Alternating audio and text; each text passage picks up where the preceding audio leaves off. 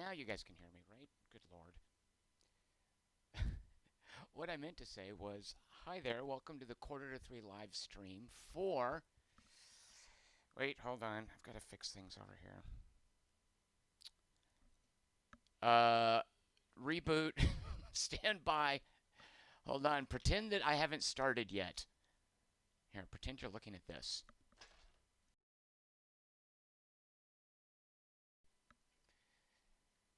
All right. Did I? All right, it's gonna be weird. I trust you guys can hear me. I can't hear myself, which is really disconcerting. But maybe for the better. Who wants to listen to himself? Oh, left him to say I can barely hear. Dag nabbit. Has my microphone finally given up the ghost? No, it seems like it's working now. I fixed it by jiggling wires. If you ever need tech support, ask me. I will basically tell you, jiggle wires. It's the first thing you want to do. Second thing you want to do, turn it, shut it down, like reboot it. It's the second thing you want to do. Third thing you want to do, buy a new one. There you go. Those 3 steps will get you through pretty much any technical difficulties. All right, happy Friday to everyone. My name is Tom Chicken. I'd like to show you a really cool game I've been playing for quite some time, but you'd never know by what I'm about to show you. It's been available on the iPad, the iOS, for, gosh, I don't know. I want to say a long time, a year or something. This is a port of a tabletop game called Pathfinder Adventure card game. There's a deep rabbit hole you can go down in terms of where this game comes from. Pathfinder is basically, isn't it like just D&D, right? It's like the current successful iteration of Dungeons and Dragons, tabletop role playing, right? So it went from a tabletop game, hugely successful, to I don't know what other iterations there are of it. Are there other board games? Are there computer games? I think, isn't there an Obsidian RPG coming out that uses a Pathfinder as its basis? At any rate, one of the incarnations of this Pathfinder license is a card game based on characters as persistent stacks of cards. And your character's hit points are represented basically by the cards. This is everything that Fantasy Flight has been trying to do with their Arkham Horror card game and failing at doing. I like certain things about that game, but this game gets right this idea of a deck builder, of choices for what cards go into a deck mattering, of deck management being really significant. Arkham Horror card game is just draw stuff, and if you get lucky, fine. Like, there's no sense of deck management or mitigating the randomness. It's all just like artwork and puzzles, which, if you're into that sort of thing, that's fine. But this is artwork and puzzles and deck management and long-term character persistence and even like long-term campaign persistence with different creatures that you fight and whatnot. Chris Hornboss is saying there's a Pathfinder game called Kingmaker in development for computers. Is that Obsidian? He also says that this was released in May of 2016. So over a year old. And it just now came out for the PC. All right, so unfortunately, this is super early in the game. Oh gosh, it's kind of loud. Is that okay for you guys?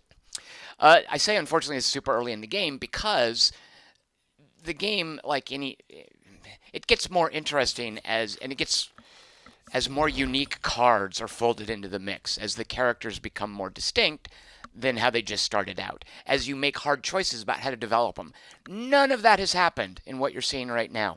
There's a reason for this, and you might want to turn down your microphone because I'm going to be yelling. I'm going to be raging about something in a moment.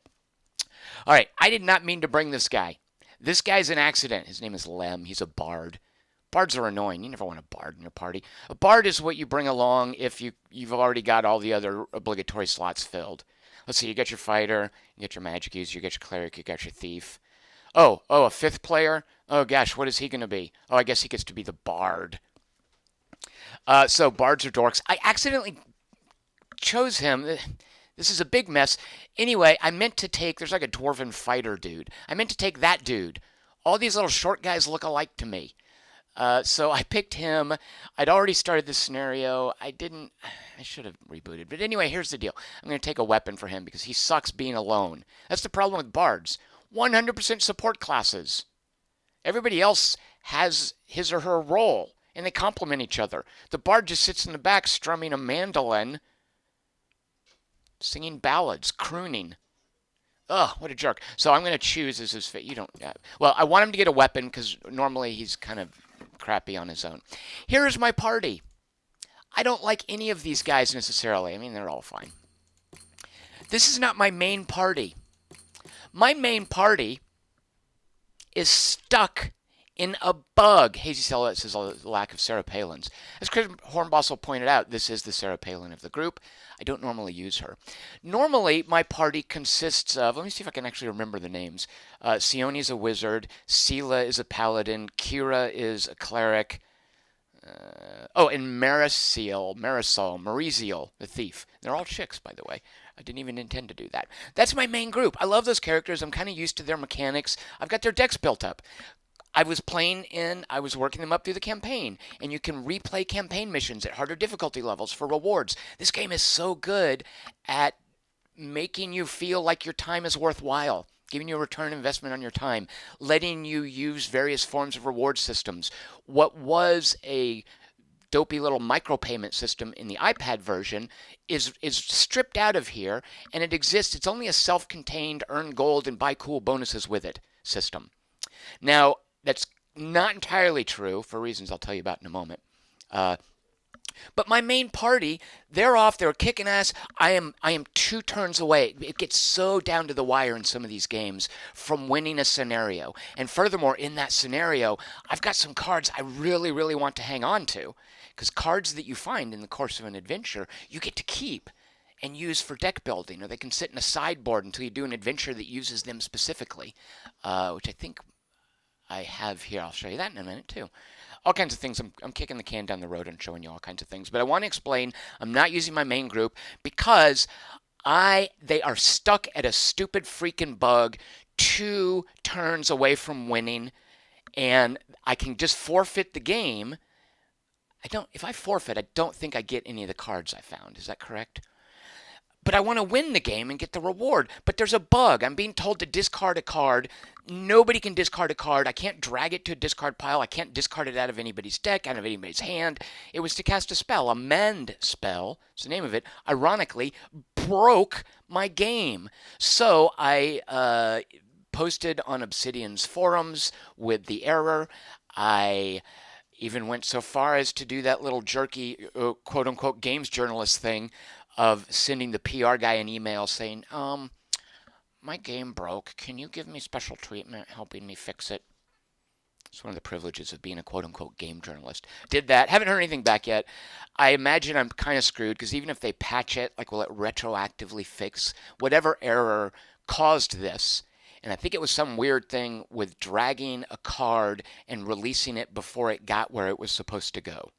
I think I basically I dropped a card under the table and I can't find it. The dog ate it, it's gone. That's my theory. So my main, and this is a group, these are the people I've built up. I'm not going to lose them. If I forfeit the game, I'm just going to lose what I earned in this adventure. But at any rate, so what I've done is I just restarted with this group. This is basically my B-side. I'm sure there's some sports analogy. These are my bench warmers. Pony Carnival said uninstall and reinstall. Pony Carnival, the reason I love that suggestion, because I definitely quit out and restarted, but this game is very, very, very online. Partly because the iPad version is tied into micropayments. So one of the things that I think I really like that they've done is the iPad version and the PC version are 100% synchronized. I spent 4 hours at the freaking hospital. Well, I had to. Well, I had 4 hours of downtime yesterday away from my house, where I didn't expect to have 4 hours of downtime. I was just sitting there, and I didn't really think I was going to bring a book. It was just supposed to be. I was supposed to go in real quick for a medical thing and then get out. That was fine. 4 hours waiting for a stupid doctor to show up for a little easy procedure. I had my iPad with me though, because I thought, at worst, I'm just going to be sitting here for a little bit. I'll play a little bit of Dungeon Raid, or I just got a little dopey card game called Jaipur. Thought, yeah, you know what? I'll play that. Nope, stuck for 4 hours, and I got to play in those 4 hours my main party in Pathfinder Adventures because it is 100% synced to this PC version. What I am doing right here, I can go back and play on my iPad. I could just shut this down right now and then boot it up on my iPad and play it. You guys wouldn't be able to see it. And part of the work that Obsidian has been doing in the previous few weeks is creating links between the two of them. So here's why, I should start playing. Let's see. So this is a super early. This is actually only the second scenario. Oh, so anyway, in terms of Pony Carnival's advice, I booted it up on my iPad and the bug exists there. My theory is that this bug that I have created, this hanged game state, exists not on my iPad and not on my PC, but on their server. Now, if you guys still think that uninstalling and installing is a good idea, I can't imagine why, but I will definitely try that. And I'll try that on both of my systems, on my iPad and my PC. Yeah, so I just think the bug isn't a matter of the install, it's a matter of the server tracking where I am, which I'm kind of okay with. I hate the bug. I'm okay with the server tracking that stuff because it's how it keeps synchronized the PC and the iOS version. And it's furthermore a kind of a cheat protection as far as this gold progression that you can earn, which I'll show you as soon as I figure out. Okay, real quick. So the cathedral is what? Oh no, I don't have my stupid cleric. All right, but this guy has blessings, and I think the little druid chick. They've been hanging out together. One of these you close. Yeah, intelligence or craft. I'll have my wizard go there. What I'm looking at, each of these locations is a deck of 10 cards. Somewhere in one of these 6 decks of 10 cards, somewhere in these 60 cards, is Pillbug Podiger. I think that's his name. When I say that, I think of Podrick in Game of Thrones. Is that his last name? Podiger? We'll just call him Pillbug Podrick. I need to find him and kill him. The problem is not just finding him, though, but cornering him. So I need to basically shut down all of these locations and then corner him and kill him. Let's see. What is she? She's my main fighter chick. Banish. So what I'm looking at is this requirement here for closing a location, because they're going to be fishing through these cards, and if they find, normally it would be Pillbug Podrick or one of his henchmen. If they find one of the henchmen, they can close the location. Pillbug Podrick runs around not with henchmen, but with poison traps. So if somebody stumbles across a poison trap and I disarm it, I can then close the location if I satisfy this requirement, which here is summon a bandit, which she can do pretty easily because she's a barbarian Sarah Palin chick. Oh, Pony Carnival actually says a very good point. Even though I'm sitting here touting its online syncing, the ability that I could play during 4 hours of downtime yesterday, yeah, this is good, my iPad version, and then it would sync with this PC version. We're going to skip this cutscene. There are actually cutscenes, there's dialogue, there's flavor text in here. It's lousy with that stuff, and I kind of respect it for that. Even though I'm touting its online support, you can completely play offline. You will opt out of a lot of the gold exchange stuff. And what the gold exchange stuff is where is the... Oh, is this it? Yeah. I could buy what are called charms. This is one aspect of it. You can also buy super rare cards. This will let me spend gold. And where do I see how much I have? I've got like 500 and something. And this isn't gold that I've microbought. It's gold that I've earned in-game to buy a one-time... This isn't going to do it, right? Yeah, okay. Oh, this is a huge one. To buy a one-time ability or bonus. And this 500 gold isn't something that I paid $1.99 to the Steam store for. This is stuff I earned in-game. Now, where that's a little bit incorrect, when I play on the iOS version, I can buy gold online. And guess what? It applies to the PC version. So this is not, if you play just the PC version, it is not at all polluted by micro-buying crap. There's no penny and diming stuff. But that's definitely the case of the iOS version. Because as I have said many times, the iOS is not a game platform, it is a business model. and it happens to have a few great games on it, but it is still primarily a freaking business model. So that's the price you pay for tying it in here, is that if you're the kind of guy who can't control, if you're a potential whale and you can't control the temptation to go over to the iPad store, the app store, and drop $9.99 on 1,000 gold or whatever, well, this game is prone to that if you're that kind of guy. But I'm okay with that. Left Empty is also saying there's no stash offline. Is that true, Left Empty? Because that sucks. That it's exactly like saying you can play Diablo offline, but you can't use the town chests, which is how you save stuff and distribute stuff amongst different characters. It's a huge part of Diablo. Here, your offline stash. It's like a board, a sideboard in a card game. Those 10 cards are huge. It's hugely important in terms of moving certain. Let's see, do I have this mare? So one of the things I want to close the cathedral is this guy, Father Xantus. I found him in the last scenario. He's not someone you start with. And I can use him uniquely in this scenario to close this cathedral.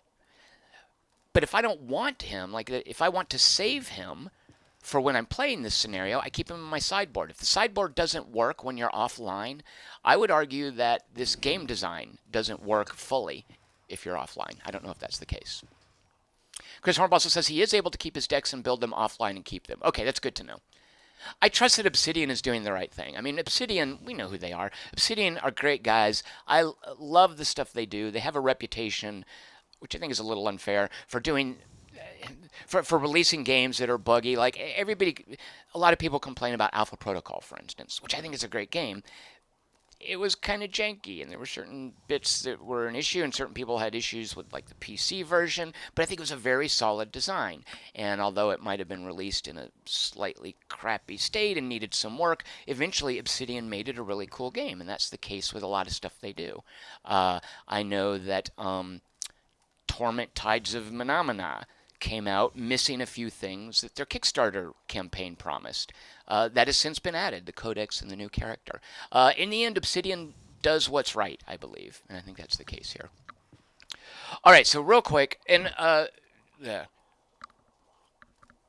I should have pointed out Twitter QT3. Stuff I write is at quarter3.com. I've got a Patreon campaign at patreon.com/TomChick. I'd be much obliged if you would check that out. All right, what you do at each location, it's a deck of 10 cards, is you draw a card off the top. This is a spell. Yeah, I'll get this easily. You roll dice, and because he's good at grabbing spells, I grabbed one. Because I'm in the, what is this? Is this an apothecary thing? Oh, no, this is, I think, his ability called, what is it? Eldritch Exuberance or something like that. Wait, if you didn't explore. I will check that in a moment. I don't know these characters very well. If you acquire a card that has the magic trait, you can explore again. Right. This is not magic. You'd think a potion of healing is magic. I disagree with this.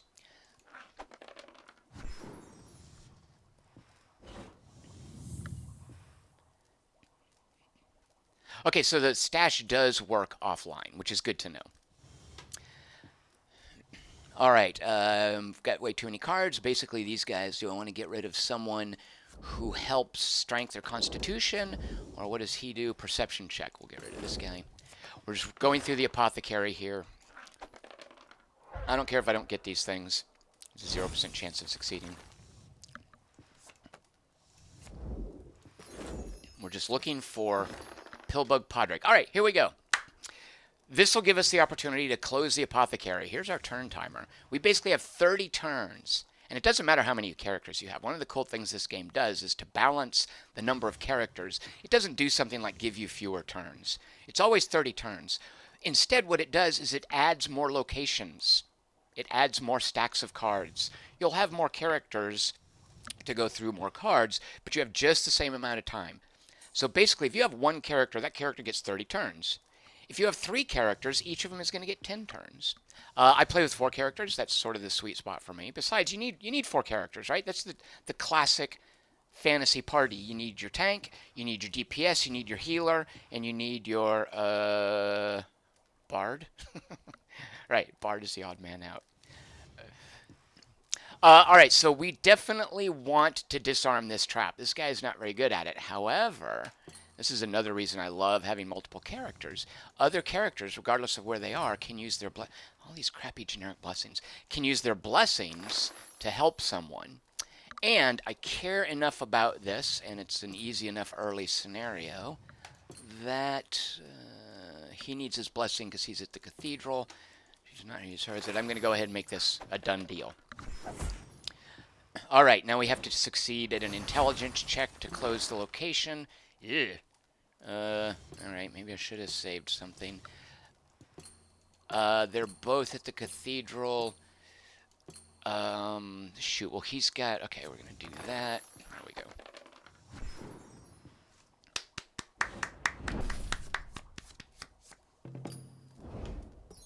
Bangarang asks a good question. Is this multiplayer or single player? It's a solitaire game. Now, the tabletop game is sold as co-op. But my whole thing with co-op is unless, my whole thing with co-op is unless there's some sort of a trader mechanic or some sort of a reason that you're playing with other people. If it's something that you could just do alone, there's no reason to play it with other people. You've got friends over, play something that takes advantage of the fact that they're there. So most co-op games, I think, like Eldritch Horror or Pandemic, I have no desire to do that stuff. To me, those are solitaire games. This is a little different in that if you've got a group of players, there's this sense of self-interest. The cards that you find, if you've got your own character, you want that character to get cool stuff. It's like playing D&D and divvying up the loot. If you're one person playing a bunch of characters, you're just going to optimize it because it goes where it belongs. If you're playing with other players, yeah, that's kind of what you guys will do, but you might have a little, greed comes into play a little bit. So still, to me, this is a solitaire game, but I could understand playing this with multiple players more than most other co-op games. Now, that said, on the PC and the iOS, it's one player only. There's no online or multiplayer support. All right, let's see. The apothecary. I have to wait. What's going on here? 1, 2, 3, 4, 5, 6. Oh no, I'm just done. Right. All right, she's at the city gate. So I love the thematic, the way that the gameplay mechanics are thematic towards these locations. So here is this city, and right now it just is little nodes. One of the really cool things that I don't think this is in the board game that this PC and iOS version does, when you play on harder difficulty levels, there's a sense of geography in that you can't just randomly move to any location. That's how the tabletop game works. You just pick someone up, you move them wherever you want. When you play on harder difficulty levels, it adds in wild cards, it makes things harder, and on the hardest difficulty level, there are paths between different areas. The city gates might not connect to the cathedral. Actually, I'm pretty sure they would not. The cathedral's way down here. Is that the cathedral? Town square. What does the cathedral even look like? No, that's the cathedral. Yeah, well, maybe it does connect. Well, at any rate, the city gate would not connect to the town square. So there's a sense of geography when you play on the harder difficulty levels.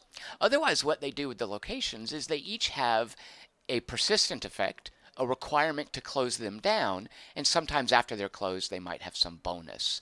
Or like the apothecary, I think you can go there even after it's closed, yeah, and heal up, because it's an apothecary. The city gate, when you fight at the city gate and you don't beat the monster, you let a monster in. Because that's what happens is another monster gets shuffled into another location.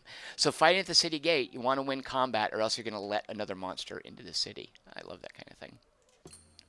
All right, so we have... I'd love to get that for my stupid bard.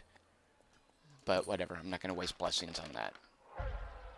All right, worst turn ever. This is a waste too. She has 3 weapons. She doesn't need all 3 of them. Normally, if I was playing a harder level, this would suck. I might consider discarding one of these, but I'm not that worried about it at this point, so that she could replace it and have more options. Her special ability is she can move after she explores, but I'll just leave her there. Oh, great, a 4th weapon. Pfft, that's great.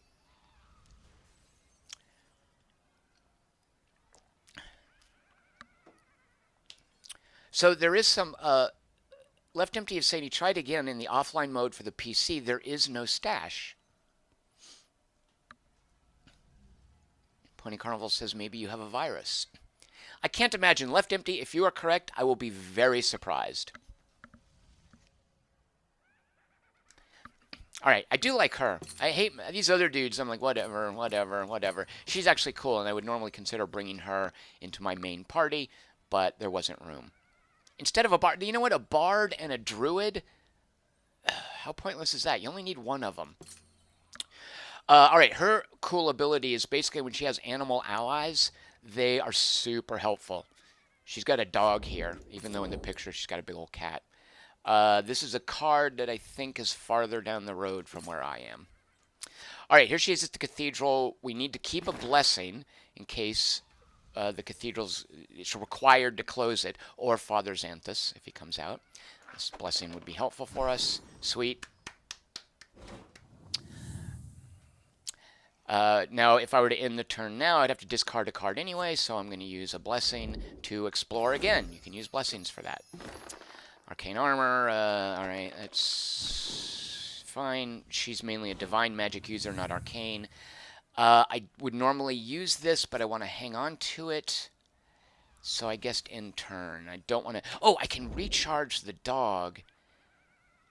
So I can discard the dog to keep exploring, but when she discards animals, they recharge. They go back into her deck. Do I have other animals I might draw? I have another dog and a crow. Alright, so I'm going to do that. And just hope that I draw another one.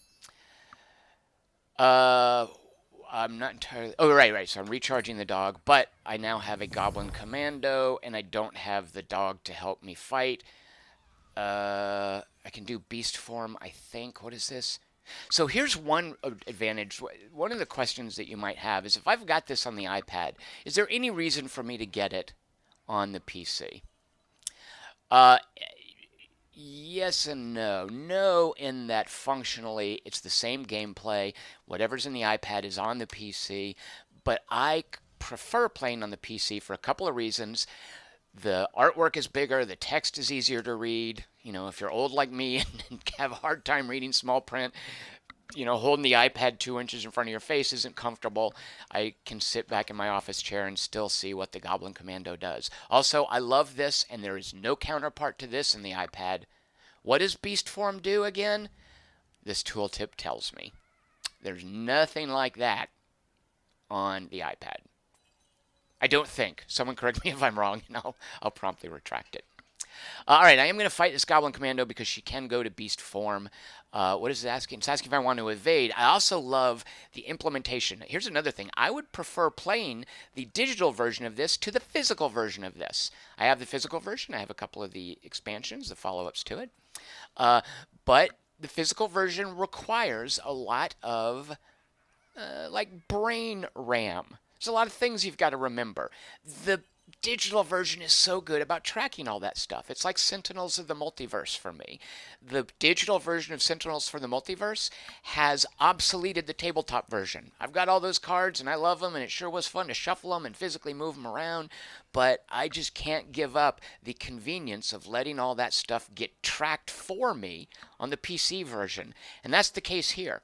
So for instance, this Goblin Commando right now, normally, if I'm playing the PC version, I'd be like, yeah, I mean the tabletop version, I'd be like, yeah, okay, I have to fight it. Here, the game is reminding me, hey, Tom, you've got this Sanctuary spell. If you want, you can evade this encounter by using this spell. It's putting an intermediary step between me and fighting this thing that wouldn't exist if I didn't have this spell. But I want to go ahead and fight it. And this is just something that the game is programmed to do. I love that. All right, wait, what was that? Oh, shoot, yeah, okay. The goblin punches me. Oh, perfect.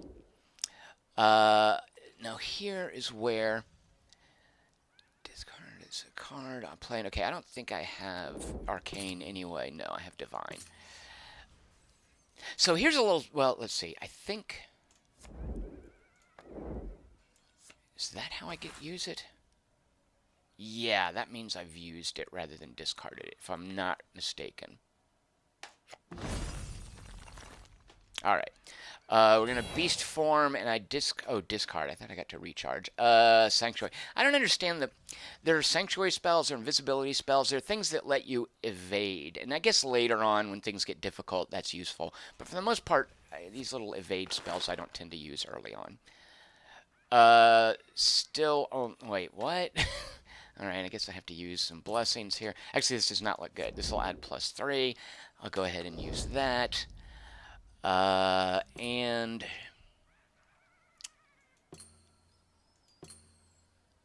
do I have 2 strengths? Oh, the bard is at the same location. This is another thing. This exclamation point is saying, hey, this guy can do something to help. The bard can always, is it recharge a card? Once per check, recharge a card to add a d4. Let's recharge this codex. Oh, finally he got his weapon out. Wait, oh, no, I pressed this to do it.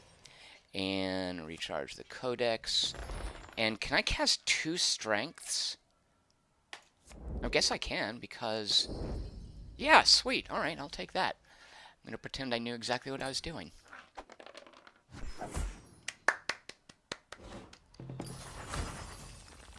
Left Empty says the undo function in this game is really cool, too. It is, isn't it, Left Empty? As long as you haven't revealed new information, you know, drawn another card, it's really good about letting you back up. So if I just want to stack up the cards and see what kind of odds I can get, as long as nothing has happened that makes me draw a card, you can do that and then back off of it. All right, so let's see. I don't need... okay, I think we're good. Let's recharge this. All right. What? Oh, 6. All right, that's fine. I expected that. And recharge this. This should be a no-brainer. I'm so used to Sione. Sione is the wizard chick who I would be playing if it wasn't for the stupid frickin' bug in this dumb game, which I now hate every time I think of that bug. Sione automatically recharges stuff, which is awesome for deck management. And he can also redraw because he has expanded spellbook. Not redraw, look at the top card, and if it's a spell, draw it. Even when it's not his turn. Alright, yeah, because I used cards during the other player's turn, I don't get to redraw my hand of 6 cards until the end of the turn. But a crossbow and an archer, there's only 1 monster left in this deck. Here's another thing I really like. Each location is a stack of 10 cards. The distribution of what types of cards are in that stack are clearly spelled out on the card. What's not spelled out on the card is what is left in there. Because you draw things, you discard them. This game tracks what things have been pulled from the deck, and therefore what is left in the deck. There's only 1 monster left in here. There are no barriers. And there's either Pillbug Podrick or one of his poison traps in here. So everything else in here is something good for me. So out of these 7 cards, only 2 of them are bad. And there's 1 of them. But actually, this is good. I thought he was a bard. Being a bard shouldn't... Oh, he has no disable. Alright, well, he's a terrible bard. Alright, what can she do? Shoot, get rid of a blessing. We'll have 2d8. Alright, I'm okay with that. Oh, shoot. Am I at the cathedral? Dagnabbit. I'm so mad at this stupid game. I didn't have a blessing because I used it before, so now I can't close the dumb cathedral. So now I have to run through all 6 other cards, one of which is a monster. Alright, if this was a really difficult scenario, I would be really screwed right now. Now I got a blessing.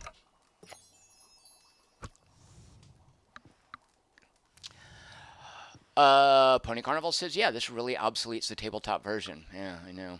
Lemmed, Chris Hordmossel says, I really hate that stupid guy. Stupid bard. See, the potion of healing is lit up because I might want to use that, but I don't because nobody's really hurt here. Wait, what's going on? Oh, right, so I've closed the apothecary, so now I want to go somewhere else. So the question is, do I want him to join someone or start working on another spot? And I want him to start working on another spot. Because if Pillbug Podrick shows up, he's actually in good shape to fight things. If Pillbug Podrick shows up, I can close off temporarily these locations. Oh, I don't know. The store's got fun stuff. Let's just go to the store and do easy things for a bit.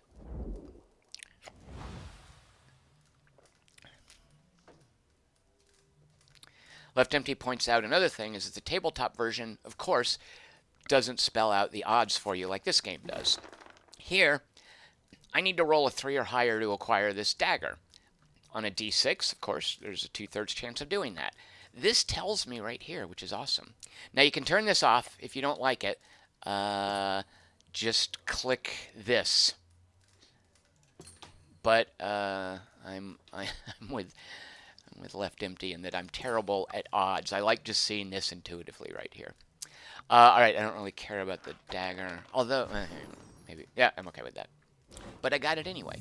All right, now I would have to discard something. So, oh, nothing's going to help me draw. Although, let's see. During your exploration, if you encounter anything other than an item, right?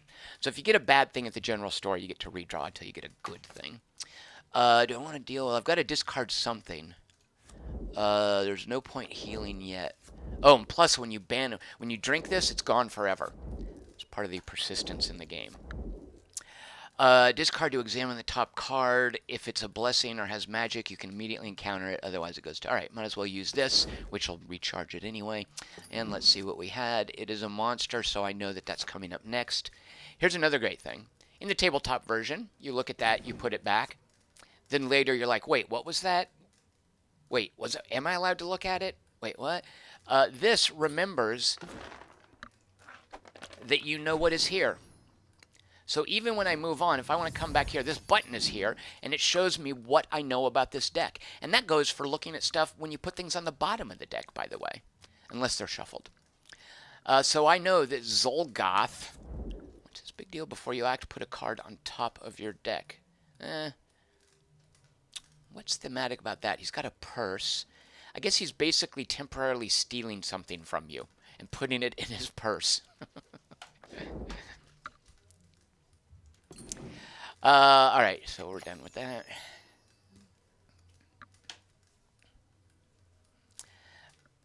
And we have our, 1, 2, 3, 4. Yeah, so his hand is full. So if I were to do this, because every time I play a magic spell, I can look at the top of my deck. Wait, if it is a spell, you may put it in your hand. Let's just see what he's got coming up. I'm not going to draw it. All right, that's good enough. I just know he's got those coming. If it was a spell, I could put it in my deck, but I've got a full hand, so I would just have to discard it. So I'm not going to. All right, the city gate. Remember, we don't want monsters to come through because they will filter into the other locations. And here she's got 4 weapons. This is the worst possible hand for her. There's a really cool dynamic with this game involving hand size. Hand size is, in any other game, hand size is something you always want to be as big as it can possibly be.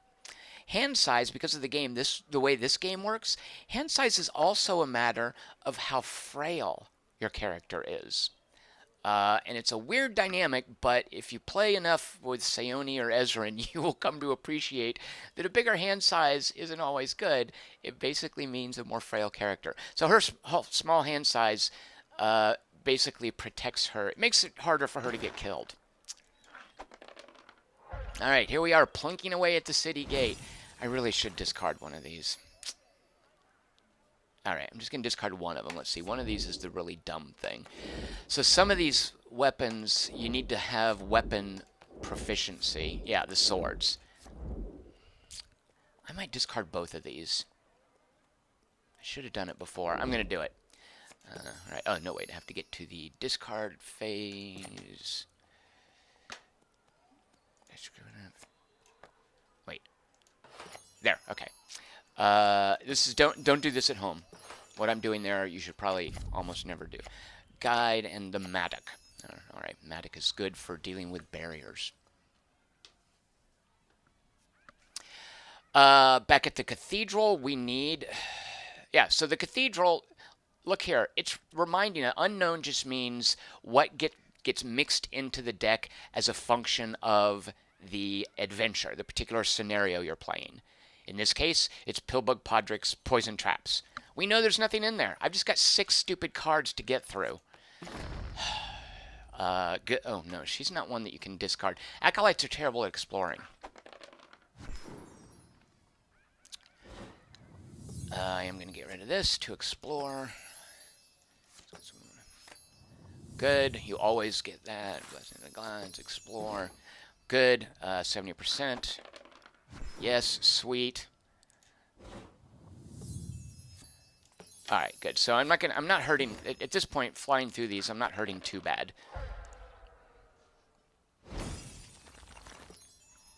Beast form, discard or recharge? Discard, yeah. Uh, no point using cure yet. Who else is here? No need to use cure yet. All right.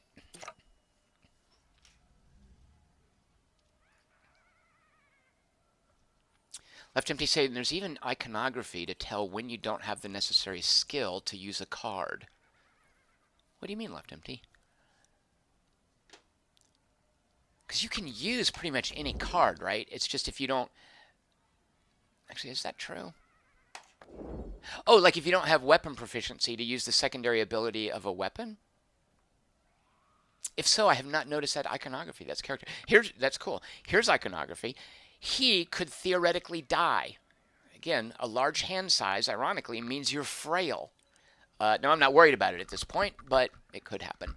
All right, so at the beginning of his turn, he can fish things. What is it called? I think like versatility. Yeah, versatile performance. He can fish things out of his discard pile. There's no point. Oh, do we want this spell? You know what? I'm going to get strength out instead of sanctuary. All right. All right. Charm Person. Oh, this is great. I love these kind of cards. Here's something, too, that... well, the tabletop version does this, but I love this. I love how easy it is in the digital version. In the tabletop version, you build a scenario, you build your characters, you've got all these cards, and a bunch of them you're not using. They're sitting in the box, carefully organized, waiting to be built into a scenario. Right? And that's kind of part of the fun. I like this idea of all these stacks of cards, and you shuffle one stack and you deal so many weapons out. You deal so many blessings out. You don't know what they are. You know, what's left in the library and what's in play. Certain cards, like Charm Person, pull cards out of the wider library. They bring into play cards that weren't originally part of the scenario. And that's what Charm Person is. I really want this. Thank you. This Charm Person, what's the deal? Draw it to... okay, so bury it after playing. If you don't have Arcane, banish it. Yeah. So I think we're going to go ahead and use this because we're over our hand size. And he's got Arcane... Oh, wait. Shoot. He doesn't have Arcane skill. He has Divine. Oh, I'm so angry. Oh, I'm going to flip this table. Except it's not a table. It's a... PC game. I'm going to flip this monitor. Oh, no, he does have Arcane. All right. Rage averted. He has Arcane and Divine. You know what, Lem? For once, I don't hate you, your dorky little bard self. All right, we got a Night Watch dude. Let's discard and finish up the Cathedral. Yeah, we want to hang on to the Archer because the Archer will complement our light crossbow because normally he sucks at fighting. That was really close. I almost so raged. So mad. Scout. What are the difficulty defeats increased by before you act? Okay, so the Scout plinks you with damage. Wait a minute. 1d4 minus 1. I thought I rolled a 1. Did I roll a 2? I obviously wasn't looking at the roll closely enough. There's no log in this game. To be fair, it doesn't normally need one, but I must have rolled a 2, right? All right, so I have to take a damage. I don't have any armor stuff. I'm okay getting rid of this blessing. There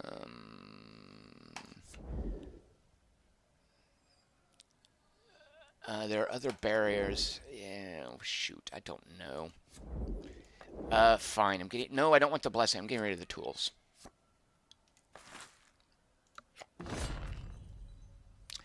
Alright, so let's see. I love the way weapons work. Is you just show that you have the weapon, and it basically adds to your capability. Recharge her. Yeah, recharge to add. And then if I have the bard at the same location... Oh, he is the bard. He does not do anything. Alright. Okay, here we go.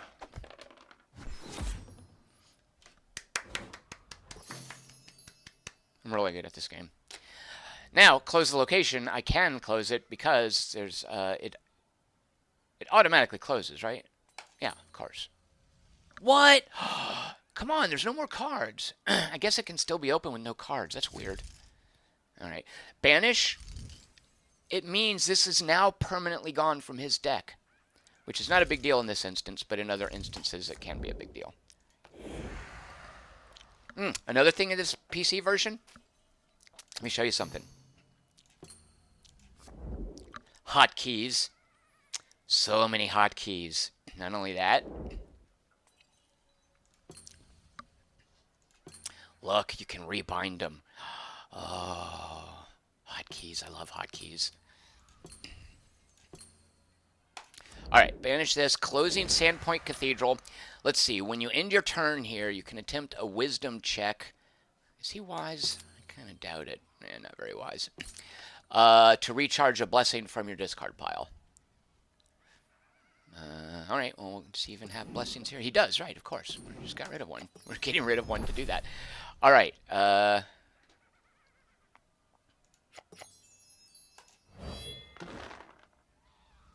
Oh, wisdom check 6. All right, well, probably not going to happen. Lem, you jerk. You're the worst. Seriously, this is the worst character. They should cut him from the game.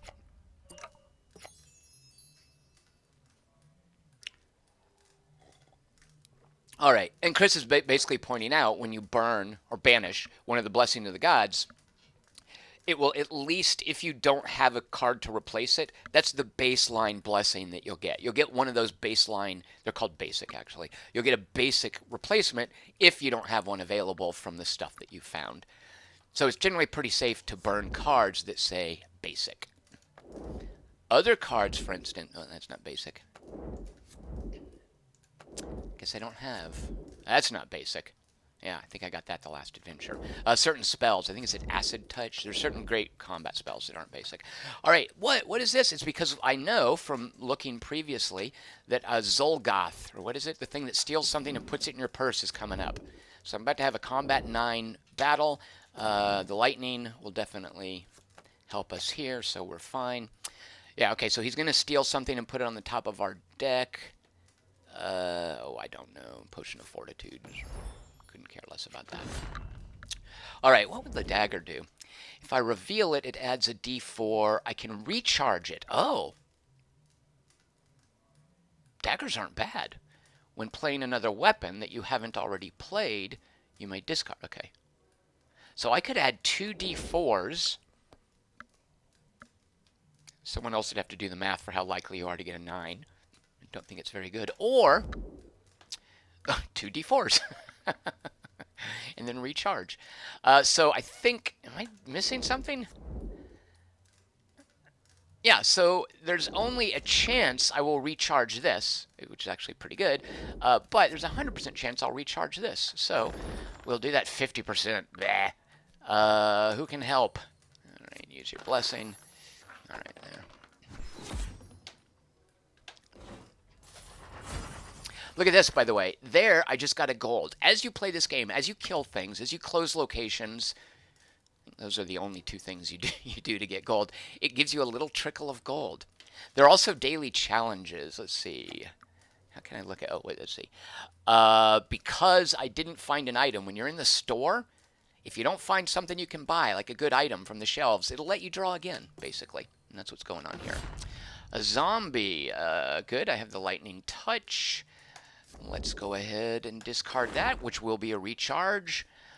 Oh, I see. So the reason that the lightning touch is better than the dagger is his arcane skill is brought into play rather than his dexterity. Yeah, so oh, but it's still 2d4, but it invokes the arcane bonus. So, all right. Oh, I should have read this. Okay, the zombie had thematic things that it would have done. Aw, boo. Boo. But now I can do this thing. Look at the top of my deck, and if it's a magic card... Wait, I wanted to do this. I guess I'll do that now.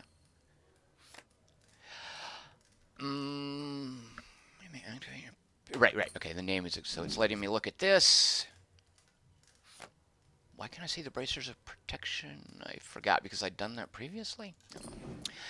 I want this. I really, really want this. Oh, shoot. Oh, I really want this. Almost to the... Oh, that's what a codex does. Discard this to add a die check to your check to acquire a boon. So I want this not for him, but for... What does it add to? Dexterity or range. Maybe my stupid bard. After you play it, you can use intelligence to recharge. All right, so I definitely... still only 41%. But that's what a codex is for. And plus there's a... Oh, God, Why couldn't I have the chick wizard?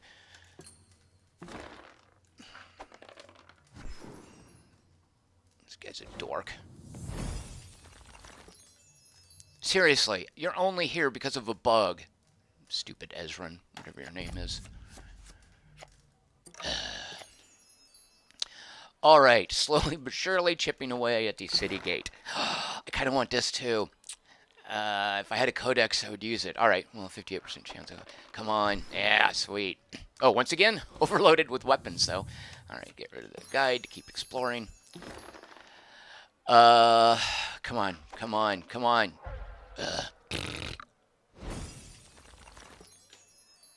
Do I dare discard again? Fine. I'm discarding this stupid short sword. Really, don't try this at home. Yeah, okay, that's good. It helps her. All right, so what is your starting ability? Oh, to use cure. No, not yet. We're okay. All right, so head out to. You're gonna have Lem, the stupid bard, tagging along. What do we have left? Turn your turn. Discard the town square. Yeah, head out to the town square.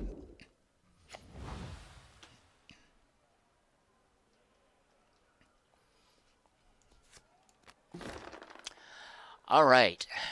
These, so they're monsters, and then they're, what are they? Barriers. Barriers suck, but they can also be great. Discard top 1d4. Yeah! This is terrible.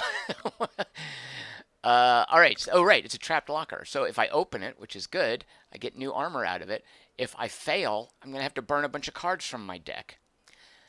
All right. So I think we want to beast form this. And what does the holy symbol do? Reveal it to add 2 to your check to recharge a spell. Okay. Well, that'll be helpful for us later. So the acolyte, arcane, or divine check. No, this is going to be a strength or melee. I think, does it work for dexterity? Yeah, all right. So we're going to do a dexterity check. We have to discard. What does inflict do? It's a combat thing. I don't want to discard any one of these. I kind of want all of them. Shoot. All right, I might regret this, but I'm discarding cure. Doing it. All right, I'm going to do this.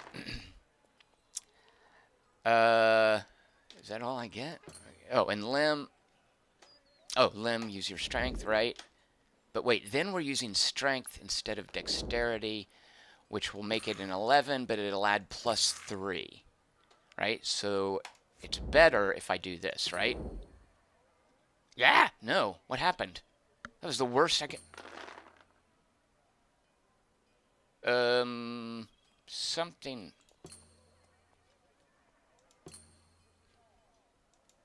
Uh-oh. No, oh no, wait, I have to go here, wait. So, hold on, let me puzzle this out. So if I go to strength, it's a D4, but it's undoing my beast mode. It looks like I've already committed my beast mode to dexterity instead of strength. Shoot. Can I undo beast mode? And I don't think I can undo... Oh, yeah, good. Okay, here we go. Let's just try this real quick. Good. All right, we're going to beast mode and discarding cure.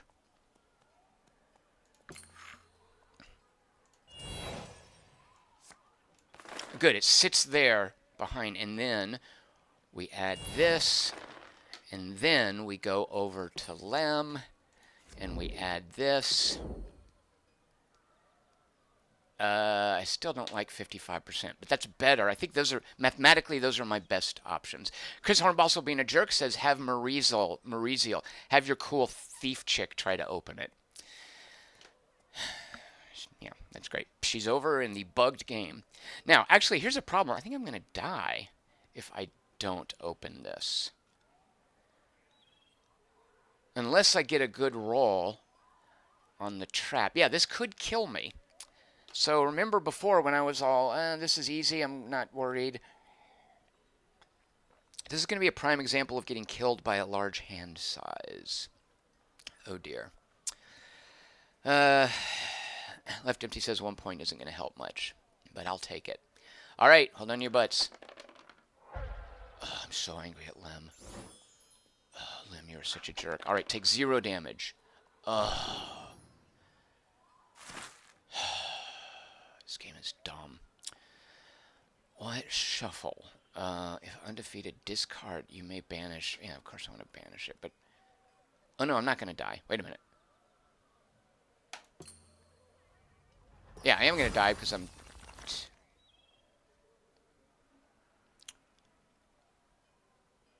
I feel like I'm missing something.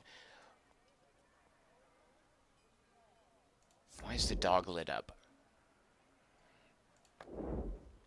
I thought I was going to die. I thought I was going to take... I'm obviously not clear on what happened with that chest. All right, well, I'll take it. I don't know what just happened.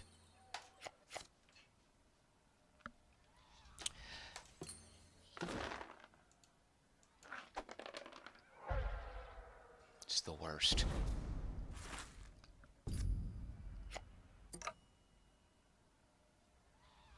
All right, well, I obviously grossly miscalculated something, but for the better because I am not dead. All right, you started turn actions. I can discard. Is there anything I want to get out of his discard pile? I really thought I was dead there. I can get a new character, Father Xanthus. We actually don't need anymore. What does he do? Recharge to add to a divine check. Berry to recharge. Oh, he heals you. Ooh, I do like that. Right, we don't want to get rid of him. And we have a cure. So actually we have a couple of heals, which we definitely want at this point. All right, I'm not going to do this thing here. I am going to heal and then travel. Let's actually travel first and then heal. Okay, so, where are you following the druid around, right? Come down here.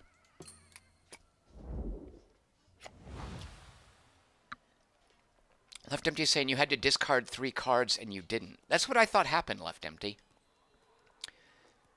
I thought that that trapped locker was going to make me discard 3 cards and then make him die when he had to refill. Actually, I wouldn't have died because I could have used Father Xanthus or Cure before it came around to his draw new hand phase. So I'm not sure what happened with that locker.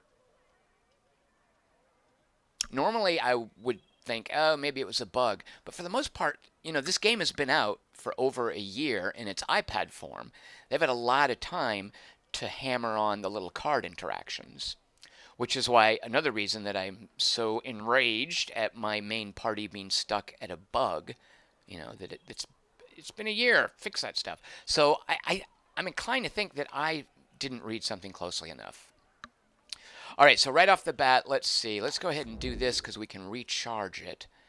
Right. Yes. And we're going to cure him. And good. I'll take that. And then we're going to recharge it. Maybe have even more cards. Nope. That's okay, though. All right, so we're in fine shape here. Yeah.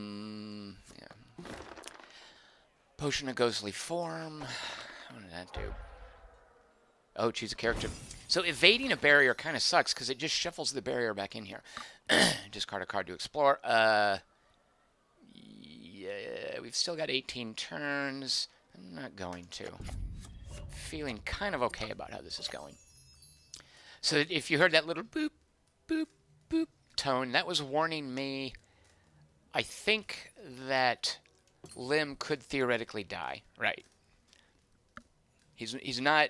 Yeah, he's much closer to not dying than he was before, so he's okay. All right, general store. Sweet.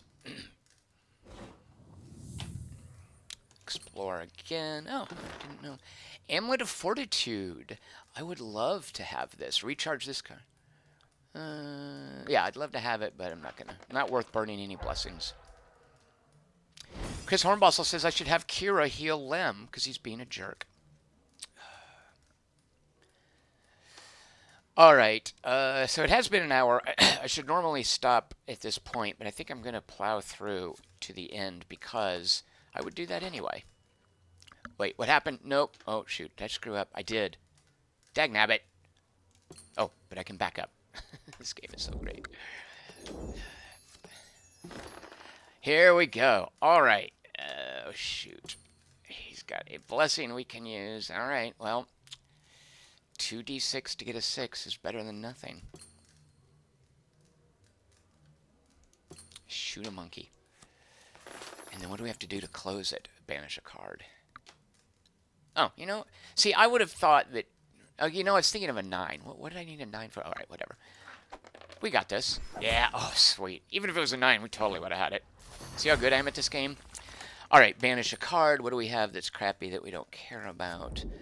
I kind of like him having those. One of these. Yeah, we've got 2 arcane armors. Let's banish one of them. I'm really good at this game. Roll to. Oh yeah. So at the store, this is awesome. It's gonna put a bunch of new items here.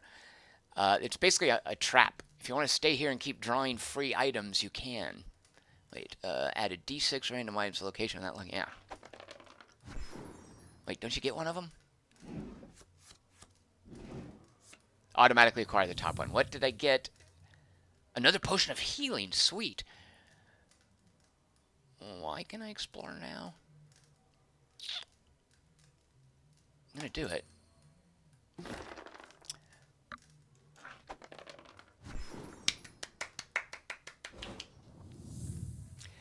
All right, well, we're gonna have to discard things. Let's see, down to 6. He's got 7 cards. Yeah, these potions of healing we're gonna want to save anyway.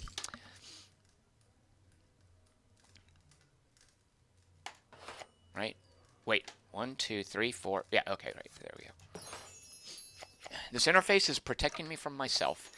Here we are back at the city gate, getting nothing done. Oh, finally something to fight. So let's see. The longsword gives you a D8. And you can discard for a D6. Bastard sword, which I want, gives you a D10. Yeah, that's way better. What is this again? Bury a card to add a D10. I'm okay with this. Didn't even have to use Barbarian Rage. Although I'm not drawing any new cards. You know what, I'm okay with that.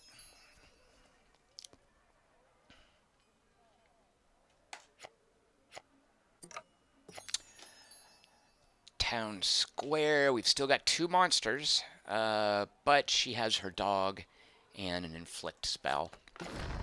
Oh, she's awesome. All right. 70%. I like this, especially for a ranged character.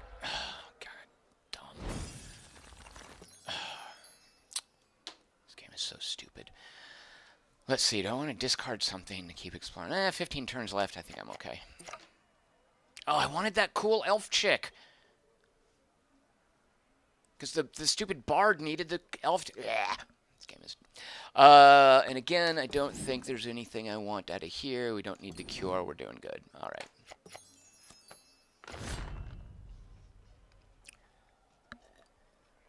All right. Mercenary is a 10. One of the ways the game scales is there's a little number. This means basic. They're also common cards. It's sort of the set from which the card is taken as far as the overall library. One of the ways the game scales is some of these cards, the set number adds to their difficulty, but early on that's not a factor. So we've got to get a 10 for the stupid bard. All right, you've got your crossbow. Reveal that. Oh yeah, we don't have an archer anymore. Really? That's all I've got? Why can't I use this? Oh, because it's dexterity and not strength. What would he do? Add a D10 perception. All right, that doesn't help. Oh, this would have been nice. A blessing is actually... So the whole blessing system, it's a bit arcane, you might say. If I now had a blessing of the gods, it would mimic whatever blessing is face up in the timer. We've got 30 turns. Each turn you flip up a new blessing card. This right here would give me a strength bonus in combat. Oh, a non-combat strength check. All right, well, it doesn't help me. All right, well, we just got to go with this. All right, Lem, don't... Come on.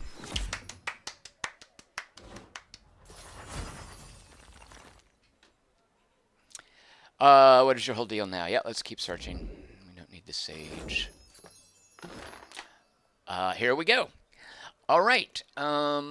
Dexterity. He does not have disable, right? But he's got a D6 dexterity. Could be worse. But nobody has a blessing. Shoot. Oh, you're such a jerk. I'm so angry at this jerk. Quit getting the important cards, you dillhole. Sweet. This character's awesome. All right, we banish a card. Let's get rid of the Night Watch is basic, right? Yeah, get rid of Night Watch. This guy's awesome. Lim is great to have in any party.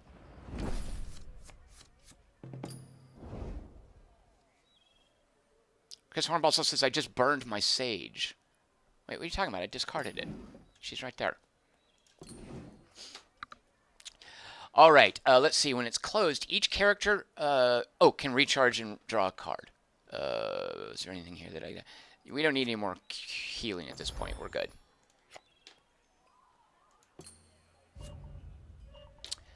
And there's no one else at the location, so I guess we're good here, right? Wait, why am I... Each character recharges a card and then may draw a card. I'm not sure what just happened, but okay, I'll recharge one of these. I don't care. I don't need the cure. Do I need the cure? No. Wait, is this something I can do over and over or something? That can't be right. All right, this... Oh, I think they were at the same location. Yeah, they were. Okay, right. Why is this lit up?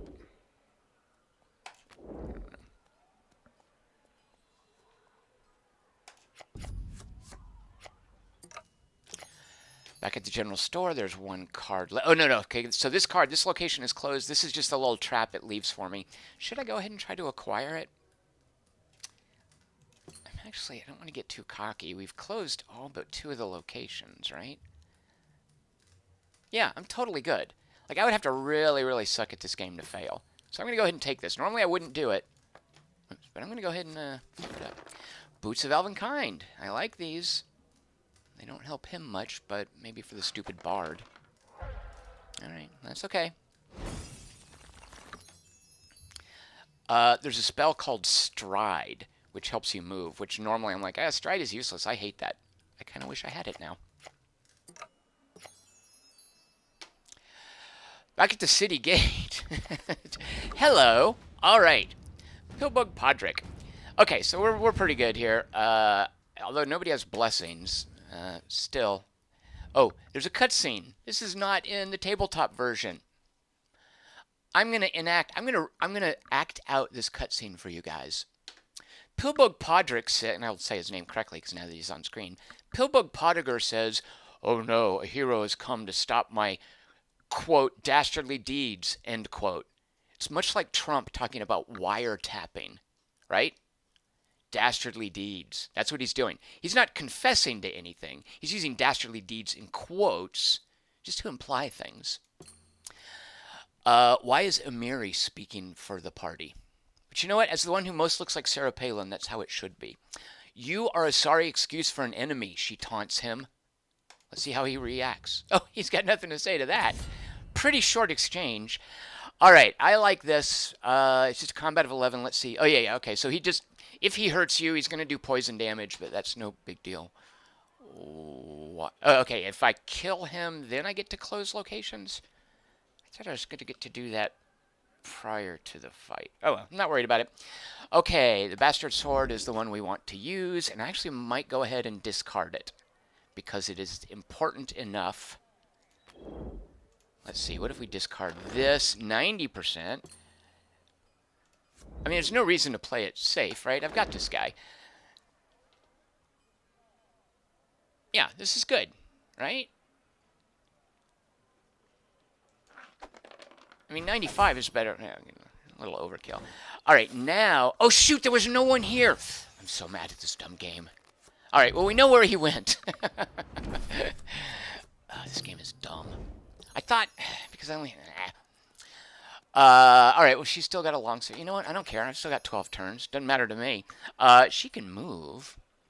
Do we want her over there? Let's actually see. And I like you can do this. Look, you can see the composition of any location.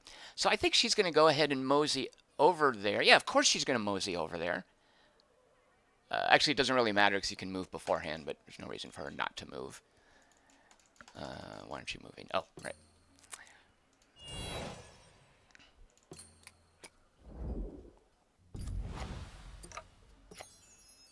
Yeah, Chris Hornbostel is right. I was wondering the same thing. You get a chance to temporarily close locations before you do the fight, but it helps to have characters there. But that's okay. Maybe I meant it to go this way. All right. What is your pre? I'm always confused. Oh yeah, yeah. So if characters are at the same location at the very top of the turn, they can give each other cards, but that's not really something I've ever had to deal with much. All right, everybody pile into the village house. What happens there? When you encounter an ally, you may recharge a card to automatically acquire it.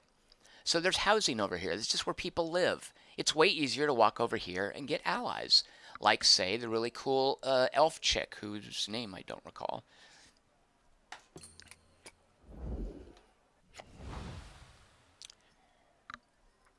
So this is an early scenario. I've been talking during the whole thing, so it's taken way longer than it would normally take. This would normally be about 20 minutes to 40 minutes. That's how long it would take to play through it. With 4 characters. Well, I say with it because you always play 30 turns. I'm actually not sure the number of characters would make that much of a difference. All right, look here, Village House. How come that deck gets 11 cards? Well, because when Pillbug Podrick escaped, he gets shuffled into another location that isn't closed, which is this one. So you'll note there are 2 scenario-specific cards in this deck. So Pillbug Podrick is in here, as well as a stupid poison trap. Now, I forget what happens. If we pull up the poison trap and then disarm it and close the location, I think every card except Pillbug Podrick gets discarded. So he's the only card in the location. I could be wrong about that. Maybe we'll find out. All right, here we go. She's got a dog with her. She's actually got 2 dogs in her deck, which is great. Troubadour. Yeah, let's show the dog. She just shows the dog, and everything's easier. All right, the Troubadour will sing for us and let us continue exploring. Here we go. We're going to find out.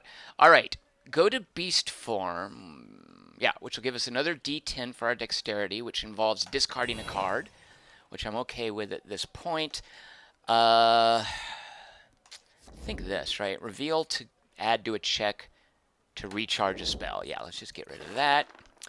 All right, we show this.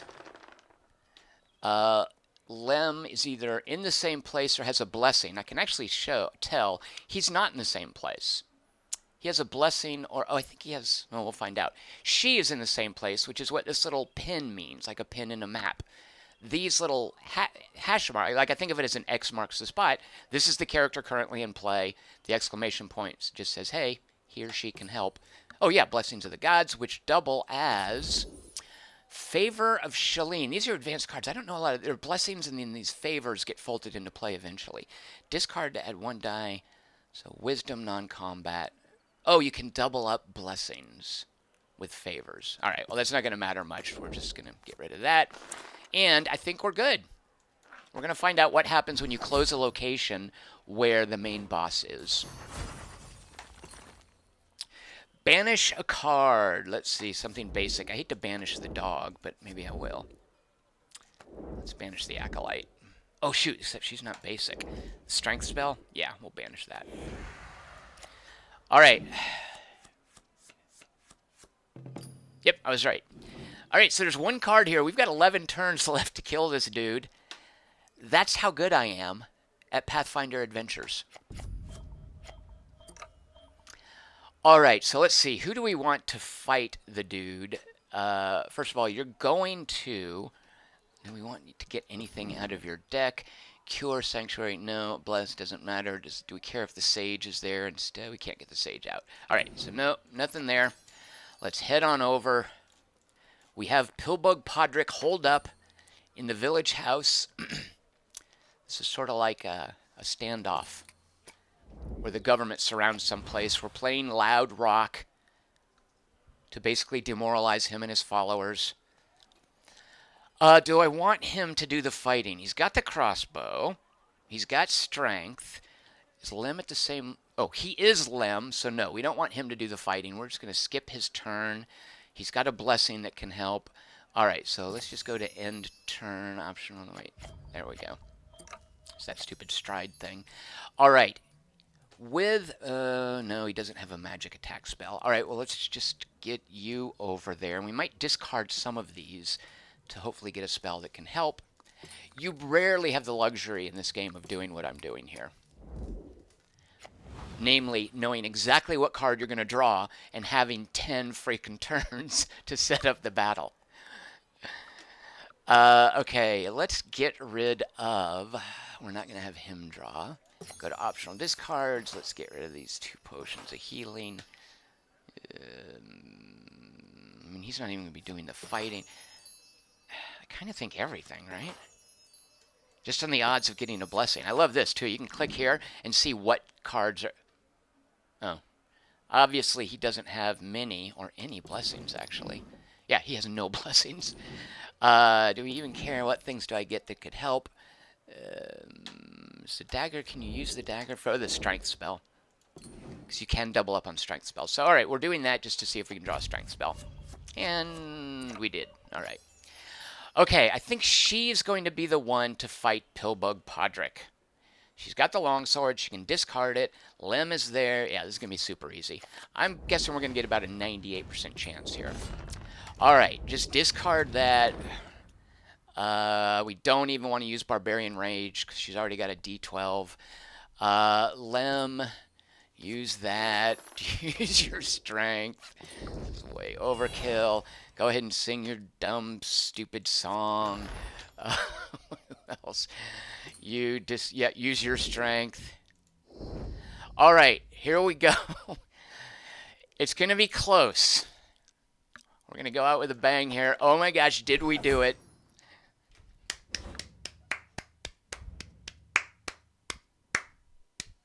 Oh, a cutscene. So you defeat it. All right, here's a little story continuity. Jubreal, whatever his last name is, or maybe that's his only name, is the boss in the last mission. And Pillbug Podrick is referencing that we fought him. At last, Sandpoint is safe. What's Sandpoint? Sandpoint, I guess it's a town where the first couple of scenarios take place. Ha, he says dismissively. Let's see how we respond. Oh, Lem gets to speak for the party now? I can't wait to tell Amako. I think that's the hot elf chick who we didn't manage to fish out of the deck. You, my rotund and venomous adversary. Oh, that's rude. You could also call that, you could name that, like any Democrat could say that to Donald Trump. Call him rotund and venomous adversary. You've inspired me to compose a comedy. Oh, a bard-specific taunt. You've inspired me to compose a comedy about Dandy Judge Jugrail Whiskey and his bumbling, dim-witted sidekick Pitbug. Oh, snap! Wow. I think that should have definitely shut him down. I can't imagine he's got a reply. Whoa, he's not done. So the Kaijatsu girl put you up to this. Again, I think that's the... Oh, right. I love that. She's an Asian elf. Like an elf with an Asian last name. Splendid, her father... All right, let's see if the banter continues. It does not. He got the last word. Roland Gunter wants to know if I know what town Sarah Palin was born in. I would have guessed Wasilla, but is that not right? So I didn't get any gold, I think, because in this instance of the game that I'm playing, I believe this is the way it works, I've already beat this scenario with my other party. I can't just farm this scenario for gold. I think, however, if I create a whole new set of characters, like right now, my other characters, they're decks that are invested in that other scenario. They're playing it. They're stuck there until freaking Obsidian gets off their lazy butts and fixes this bug in this game that has been out for over a year. Here's me raging. So I think, however, I could completely restart a new instance of all the cards. Then I might be able to get the gold reward. I'm not sure about that. Now here's, however, where I do get to do cool stuff. Look, everybody has an exclamation point because everybody gets the reward for this scenario, and then we get to do some deck building. The reward, Alex Chapman says, aren't all elves Asian? Aren't all Asian elves what? Oh, Left Empty says, aren't all elves Asian? I don't know what you guys are saying. You're basically asking, aren't all elves Asian? You'd have to reference Tolkien. Like, do the elves come from the east? I'm trying to... Okay, I'm picturing Middle-earth. Actually, East. Okay, here's what I'm going to do. This might be racist. I'm picturing the Shire on the left side of the map. Over on the right side of the map is like, Rivendell and other places elves come from. Where do they come from besides Rivendell? Whatever. So picturing that on the map, I will say all elves might not be Asian, but they are Oriental. See what I did there? Oriental, I believe, just means Eastern, whereas Occidental means Western. Did I get that correctly? Would Tolkien be proud of what I just did? Or would he be disappointed in me because I'm a racist? All right, let's see what free weapons we got. A great club. This is a lot of fun, but you have to be proficient in weapons. And I think the only person at this point who has weapon proficiency, certainly not this bozo. Sorry, I almost said something very rude. But my barbarian, my Sarah Palin barbarian. Right. And basically, even though he unlocked the Great Club, we can now freely swap cards, which is going to be great. So she could equip a Great Club. She'll definitely be using that to replace the stupid, I think, quarterstaff. What did she win?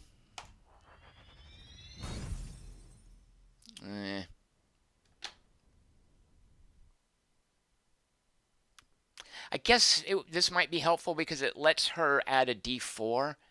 Oh, you have to discard it? Yeah, I'm not real taking that one. All right, let's see. What is Lenny, or Lenai, whatever her name is? What did our druid chick win? She's a gnome, by the way.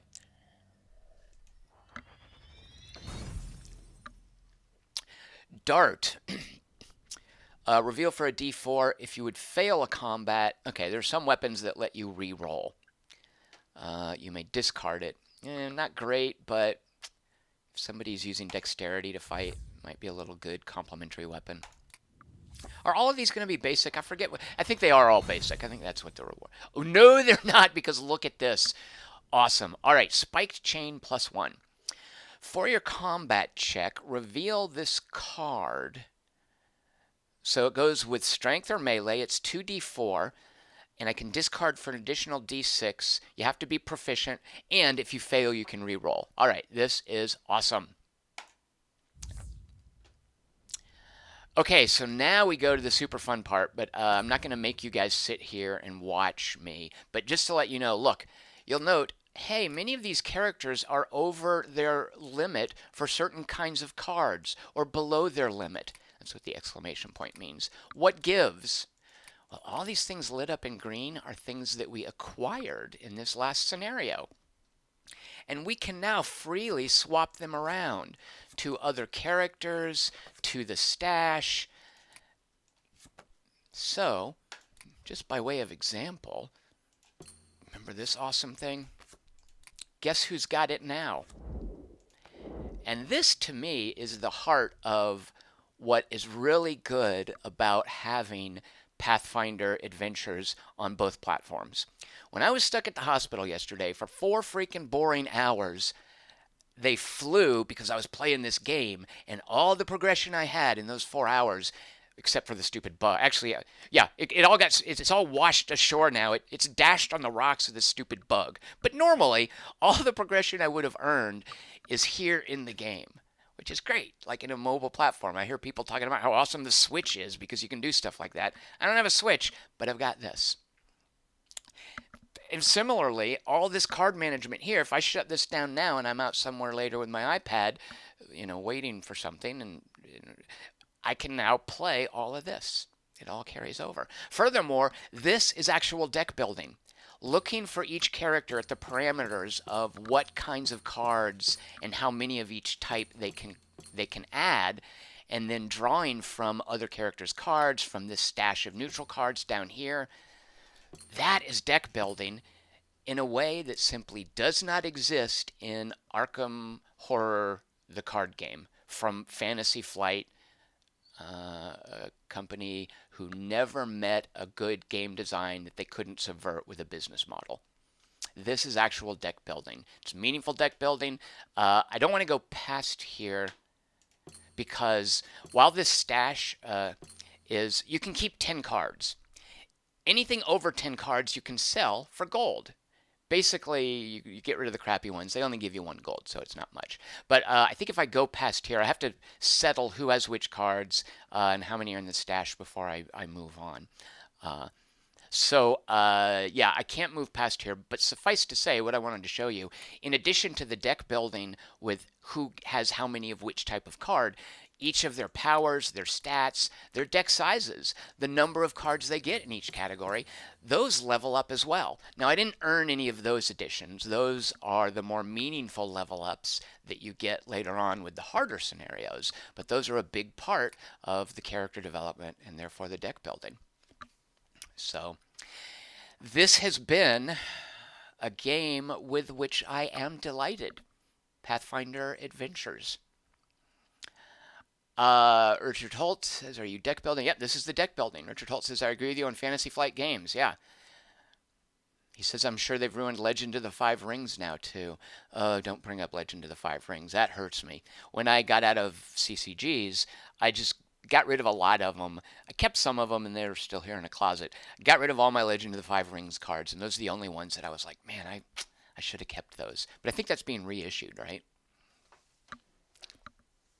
And yeah, if you're like me and you go way back to like Magic and all these other CCGs, collectible card games, and how they've progressed into LCGs, which is living card games, or even just board games tabletop games that use decks of cards. This right here is a brilliant example of the best of all worlds. CCGs, LCGs, tabletop card games, deck building, long-term progression. You know what? This is a roguelike. Because this has the 3 P's that a roguelike requires. Procedural generation. Every location, every time, is a random set of 10 cards. It has permadeath. You can turn that off, but why would you, unless you're a big baby who can't handle permadeath? And because permadeath can be really discouraging, it is necessary in a roguelike to offset the inherent discouragingness of permadeath with long-term progression. That's the 3rd P. And the deck building in this, the unfolding of cards, the adding cards to your library, progression. This is a roguelike. And I am not even trolling Pony Carnival, with whom I have had great discussions about what does and doesn't constitute a roguelike. He's a great guy to talk to about this, but unfortunately, he doesn't have your ear now. I do. So this is a roguelike. Progression, procedural generation, and permadeath. So this is one of the best roguelikes you can play on the PC right now. Currently available on Steam, on the iOS, both versions thoroughly integrated. There are micropayments in the iOS version, and they do bleed into the cross-platform support with the PC, but they are by no means a part of the design if you just play on the PC. That trickle of gold that you're earning, you can spend on stuff in the PC just fine. That's part of the long-term progression. So there you go. Thank you guys so much for watching. If you'd like to vote for Request Wednesday, we'll be drawing at the end of Monday's live stream. We'll be drawing at 7 p.m. on Monday, which should be around the ending. Wednesday's live stream, I'm really sorry if you had to see that, was a worst case example of if you vote for certain things, the stream might be horrible. Certainly your prerogative. But Wednesday was an example of that. I had no idea what I was doing. You can find me. Oh, yeah. If you want to vote, just type into any of the comments sections I vote for. And the name of the game you'd like to see live streamed, I'll type in confirmed, and it'll be part of the drawing on the next Monday. Alternatively, of course, if you're watching this streamed, you can type that in the chat channel. And this would be so much harder without him. So much of what I do with podcasting, with live streaming, Chris Markinson will take down your vote, and we'll note that for you. You can find me on Twitter at QT3. All the stuff I write is at quarterto3.com. And I've got a Patreon campaign at patreon.com/TomChick. If you enjoy or would like to support this stuff, I would really appreciate it if you would take a look at that over there. And I'll see you guys on Monday. Everyone have a great weekend. I'll talk to you on Monday. Cheers.